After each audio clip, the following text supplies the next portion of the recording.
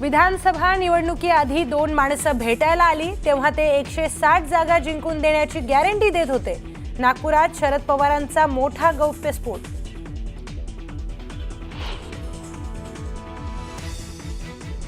इतके दिवस शरद पवार का बोलले नाहीत, तर राहुल गांधींच्या भेटीचा हा परिणाम दिसतोय। शरद पवारांच्या गौप्यस्फोटावर मुख्यमंत्र्यांची खोचक टीका। लाडक्या बहिणींमुळे आम्ही सत्तेत आलो, लाडक्या बहिणी सोबत होत्या म्हणून कोणी काही वाकडं करू शकलं नाही। रक्षाबंधनाच्या कार्यक्रमामध्ये मुख्यमंत्र्यांनी मानले लाडक्या बहिणींचे आभार।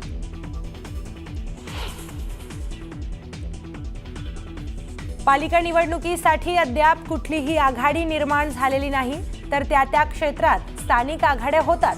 पालिका निवडणुकीच्या तोंडावर राऊतांचं सूचक विधान।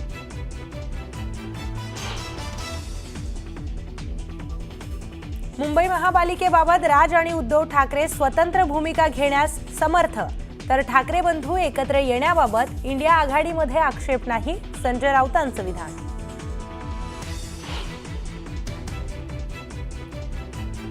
राष्ट्रवादीच्या मंडल यात्रेला जयंत पाटलांची अनुपस्थिती, राष्ट्रवादीचे सर्व मोठे नेते उपस्थित, मात्र जयंत पाटलांच्या गैरहजेरीमुळे चर्चांना उधाण।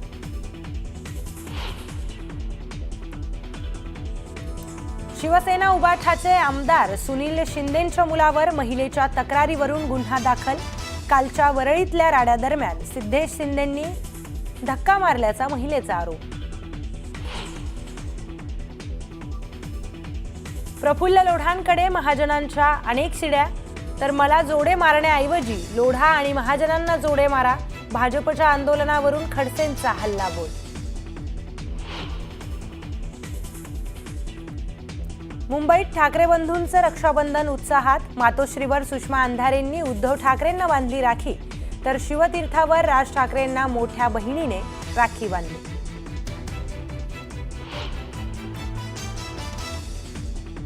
पंतप्रधानांच्या निवासस्थानी रक्षाबंधनाचा उत्साह, पंतप्रधान नरेंद्र मोदींनी चिमुकल्या मुलींसोबत साजरा केलं रक्षाबंधन। आणि पुण्यातील फुरसुंगी परिसरात सासरच्या जाचाला कंटाळून सीमा राख पसारेंची आत्महत्या, गळफास घेत संपवलं जीवन, पोलिसांकडे तक्रार दाखल।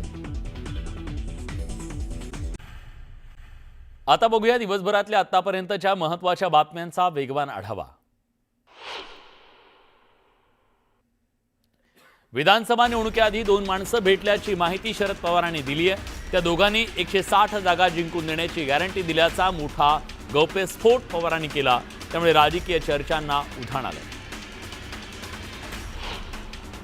शरद पवारांनी केलेल्या गौप्यस्फोटानंतर मुख्यमंत्री देवेंद्र फडणवीसांनी टीका केली आहे। इतके दिवस शरद पवार का बोलले नाहीत असा सवाल फडणवीसांनी विचारलाय, तर राहुल गांधींच्या भेटीचा हा परिणाम झालेला दिसतोय असा टोलाही फडणवीसांनी लगावला। ठाकरे बंधूंच्या युतीवर संजय राऊतांनी मोठे संकेत दिलेत।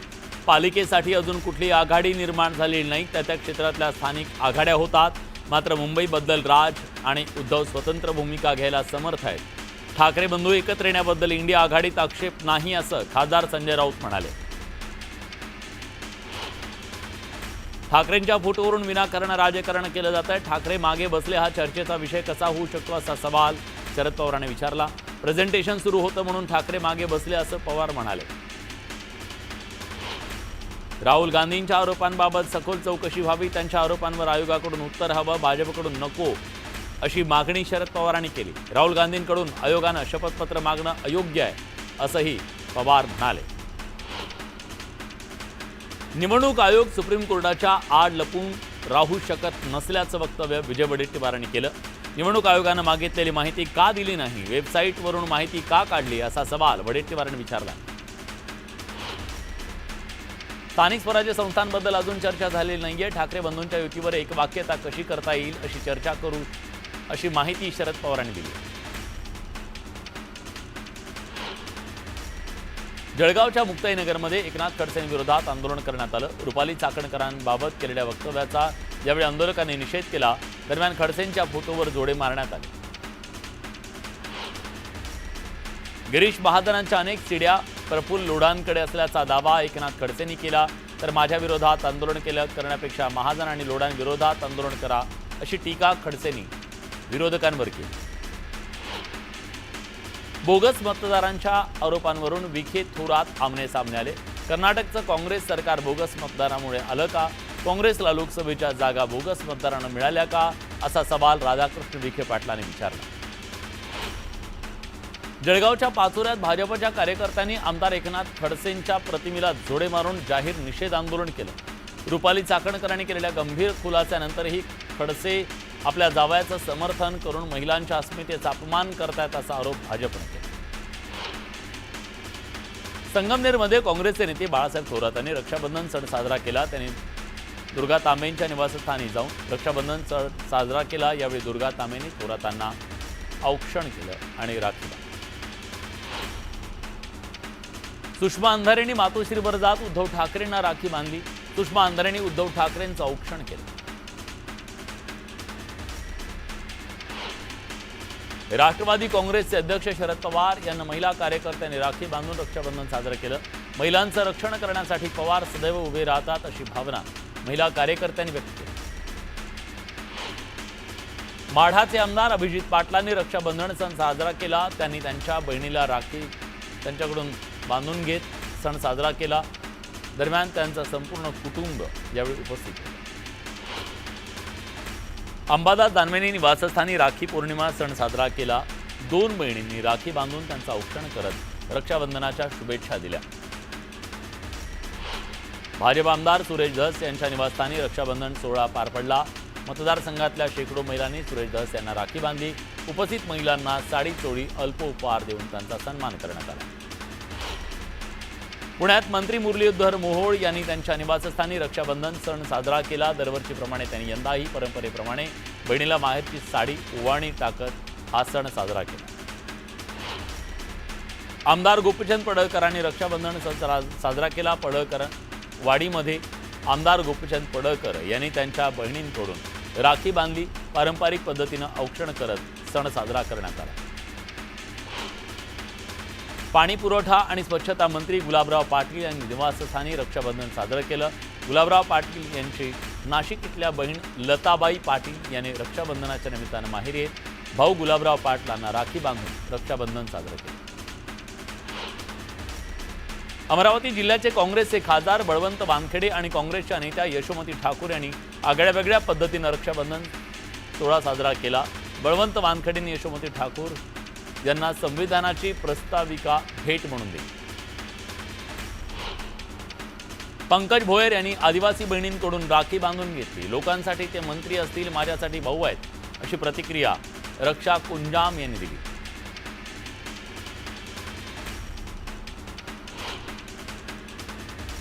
मंत्री हसन मुश्रीफ यांनी कागल तालुक्यातल्या अनूरमध्ये रक्षाबंधन साजरं केलं. शेकडो बहिणींनी आपल्या लाडक्या भाऊरायाचं पंचारतीनं औक्षण करत राख्या बांधल्या. माझ्या लाडक्या बहिणींच्या पाठीशी मी सदैव भाऊ म्हणून खंबीरपणे हिमालयासारखा उभा आहे, अशा भावना यावेळी मंत्री हसन मुश्रीफ यांनी व्यक्त केली.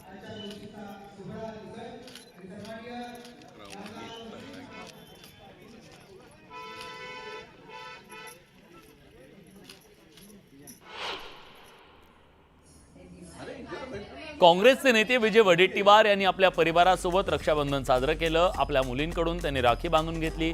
दोन्ही मुलींनी राखी बांधत वडेट्टीवारांचं औक्षण केलं.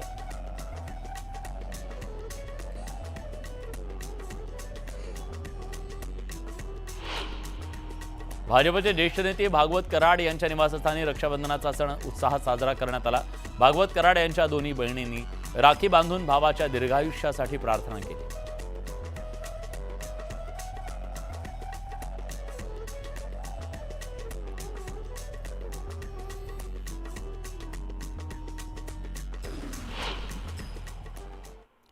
आता पुन्हा एकदा बातम्यांचा वेगवान आढावा जाणून घेऊया.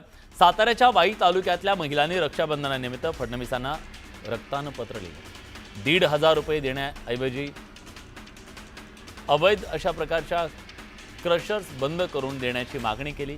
महिलांनी गेल्या 22 दिवसापासून वाई ते मुंबई मंत्रालयापर्यंत मोर्चा काढला.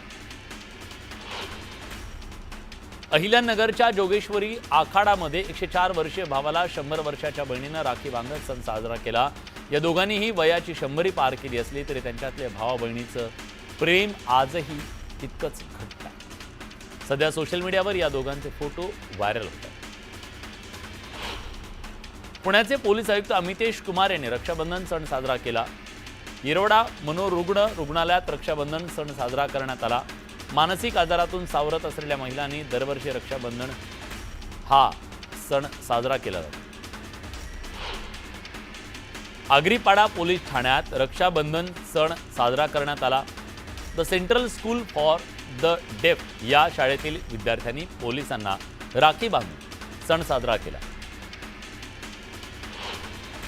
धुळ्यातल्या पोलीस ठाण्यात सुद्धा रक्षाबंधन सण साजरा करण्यात आला। मोठ्या उत्साहात हा सण साजरा झाला। यावेळी संस्कार शाळेतील विद्यार्थ्यांनी पोलिसांना राखी बांधत सण साजरा केला। यावेळी मोठ्या संख्येने विद्यार्थ्यांनी उपस्थित होते। वाशिमच्या वांगीतील ज्ञानेश्वर माऊली वारकरी शिक्षण संस्थेच्या विद्यार्थ्यांनी अनोख्या पद्धतीने रक्षाबंधन साजरं केलं। यावेळी विद्यार्थ्यांनी झाडांना राखी बांधून वृक्ष संवर्धनाचा संदेश दिला। जळगाव जिल्ह्यातल्या बोदवडमध्ये कला वाणिज्य आणि विज्ञान महाविद्यालयाच्या भौतिकशास्त्र आणि राष्ट्रीय सेवा योजना विभागातर्फे वृक्ष रक्षाबंधन साजरा करण्यात आला। यावेळी विद्यार्थ्यांनी महाविद्यालयातल्या परिसरातल्या झाडांना राख्या बांधून रक्षाबंधन हा सण साजरा करत सामाजिक बांधिलकी जोपासली। शिर्डी साईबाबांच्या मंदिरात राखी पौर्णिमेच्या निमित्तानं दर्शनासाठी भाविकांनी मोठी गर्दी केली। परंपरेनुसार आज साईबाबा संस्थानचे कार्यकारी अधिकारी गोरक्ष गाडीलकर यांनी साई समाधीचं पूजन करत साईबाबांना सुंदर राखी अर्पण केली। जेजुरी गडावर श्रावण पौर्णिमेच्या निमित्तानं आकर्षक फुलांची सजावट करण्यात आली। खंडोबा देव आणि बानाई देवी यांचा शुभविवाह नळदुर्ग येथे पार पडला। या निमित्तानं वारकऱ्यांच्या उपस्थितीत उत्सव साजरा करण्यात आला। नागपुरात पावसानं जोरदार हजेरी लावली। 2 आठवड्यांच्या विश्रांतीनंतर आलेल्या पावसानं गारवा निर्माण झाल्यानं नागरिकांनी समाधान व्यक्त केलं। यवतमाळच्या पुसद तालुक्यात मुसळधार पावसानं हजेरी लावली। त्यामुळे अनेक घरात पाणी शिरलं। घरात पाणी शिरल्यानं नागरिकांना मोठ्या अडचणीचा सामना करावा लागला। त्यामुळे घरातील साहित्याचं मोठ्या प्रमाणात नुकसान झालं। बीड जिल्ह्यात पावसानं जोरदार हजेरी लावली। त्यामुळे नदी नाल्यांना पूर आला। तर आंबिल बडगाव इथल्या कालिका नदीच्या पुलावरून पाणी वाहत असल्यानं वाहतूक मात्र ठप्प झाली।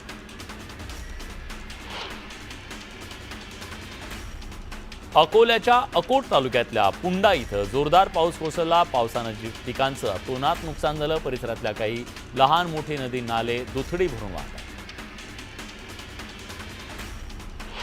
जळगाव जिल्ह्यात 8 दिवसाच्या विश्रांतीनंतर पावसानं हजेरी लावली। त्यामुळे तापमानात काही प्रमाणात घट झाली। गेल्या 8 दिवसापासून पावसानं दडी मारल्यानं जिल्ह्याचं तापमान 33 अंशांवर पोहोचलंय।